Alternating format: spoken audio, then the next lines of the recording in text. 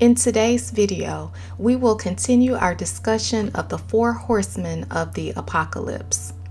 The link to the part 1 video of this study is in the description box.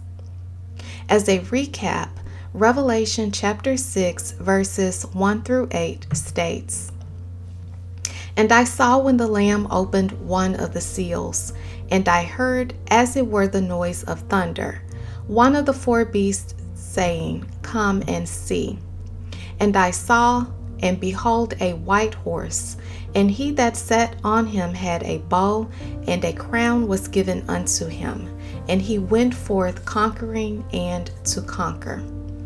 And when he had opened the second seal, I heard the second beast say, Come and see. And there went out another horse that was red, and power was given to him that sat thereon to take peace from the earth, and that they should kill one another, and there was given unto him a great sword. And when he had opened the third seal, I heard the third beast say, Come and see. And I beheld, and lo, a black horse, and he that sat on him had a pair of balances in his hand. And I heard a voice in the midst of the four beasts say, A measure of wheat for a penny, and 3 measures of barley for a penny, and see thou hurt not the oil and the wine. And when he had opened the fourth seal, I heard the voice of the fourth beast say, Come and see. And I looked, and behold, a pale horse, and his name that sat on him was Death, and hell followed with him. And power was given unto them over the fourth part of the earth, to kill with sword, and with hunger, and with death, and with the beast of the earth." Verse 8 contains a summary of the four horsemen and gives us important information. The horsemen are given power over a fourth part of the earth to kill with the sword, hunger, death, and with the beast of the earth. Notice that they are given power over a fourth part of the earth. As you move through the book of Revelation, you will notice that each set of judgments cover an increasing part of the earth. The seal judgments impact a quarter or 1/4 of the earth.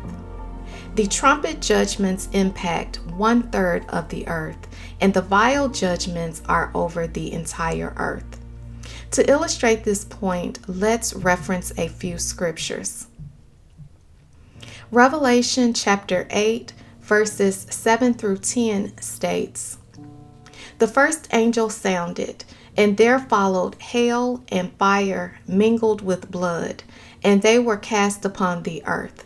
And the third part of trees was burnt up, and all green grass was burnt up.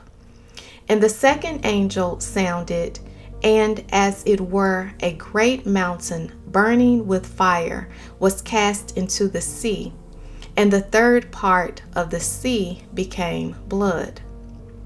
And the third part of the creatures which were in the sea and had life died, and the third part of the ships were destroyed. And the third angel sounded, and there fell a great star from heaven, burning as it were a lamp, and it fell upon the third part of the rivers and upon the fountains of waters." From these verses, you can see that the trumpet judgments impact a third of the earth and the waters of the earth. And with the vial judgments, the full wrath of God is poured out upon the earth. Revelation chapter 15, verse 7 states, "And one of the four beasts gave unto the 7 angels 7 golden vials full of the wrath of God, who liveth forever and ever." The book of Revelation gives us the percentage of the earth and sea that are impacted by the judgments of God. Now let's take a look at the horsemen, beginning with the opening of the first seal and the rider of the white horse. The Bible states that the horseman upon the white horse has a bow, and a crown was given unto him, and he went forth conquering and to conquer. The mechanism that this horseman used to conquer was his bow. Let's take a look at this word in the Greek language from which the New Testament is translated. The Greek word for bow used here is toxon, which sounds a lot like our word toxic.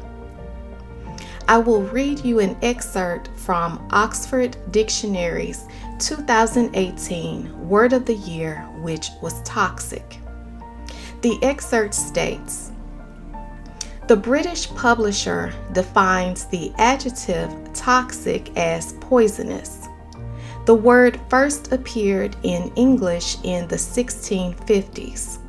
It came from the Latin word toxicus, meaning poisoned. The Latin word itself actually came from the Greek term toxon, meaning bow. In ancient Greece, fighters with bows would put poison on the points of their arrows." This is a very interesting statement. The Greek fighters would put poison on the tips of their arrows to conquer their victims.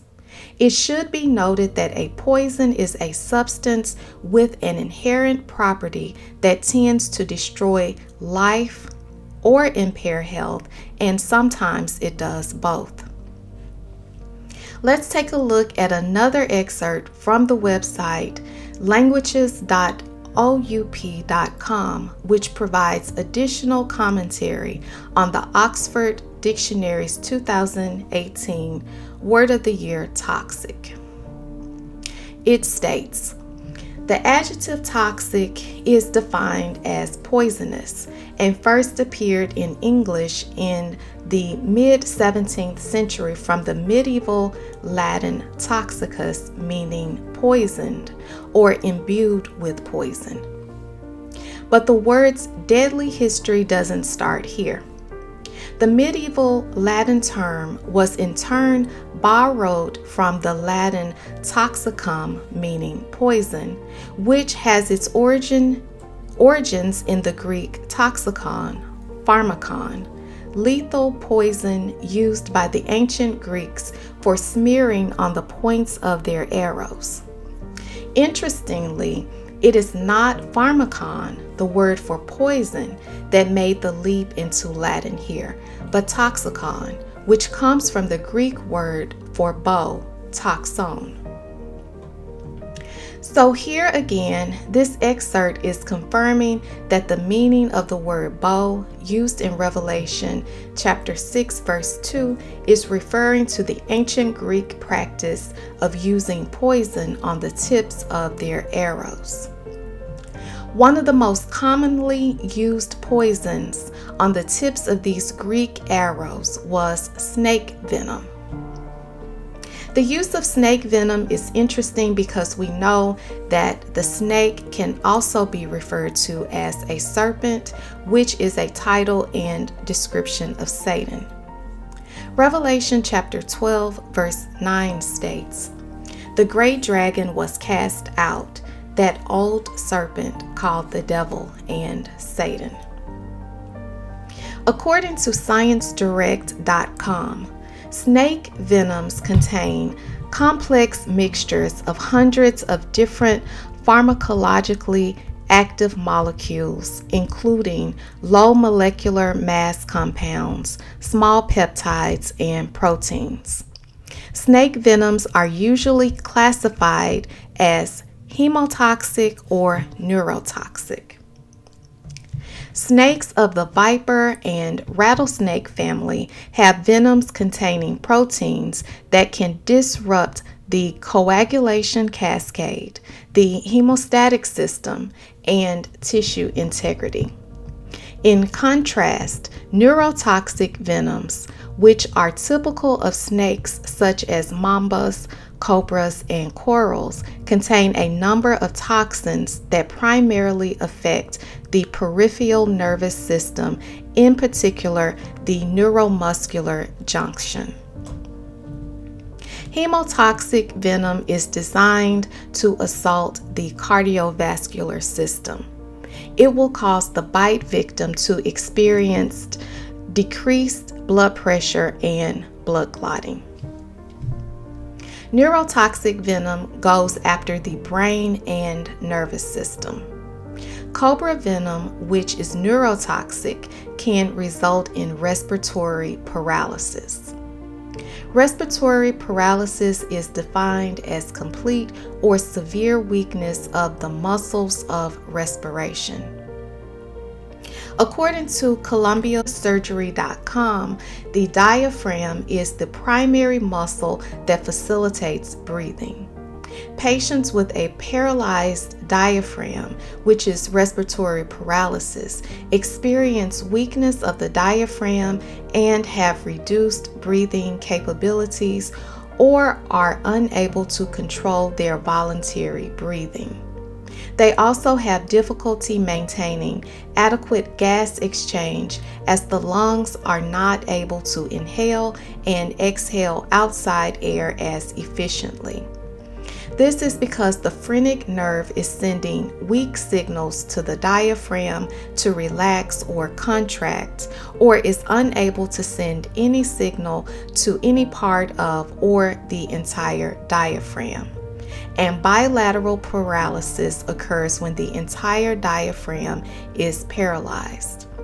This means that the diaphragm is unable to function in inhalation and exhalation and often requires a machine to assist with breathing, which would be a ventilator.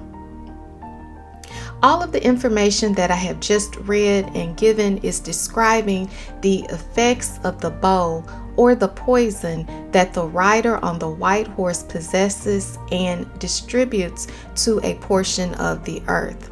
Notice the similarities of this poison with the events that are currently taking place on the earth today. It is truly amazing how the book of Revelation gives us so much information for our current times. This is why there is a blessing attached to the readers of this book of prophecy. We will continue our study of the rider on the white horse in a future video.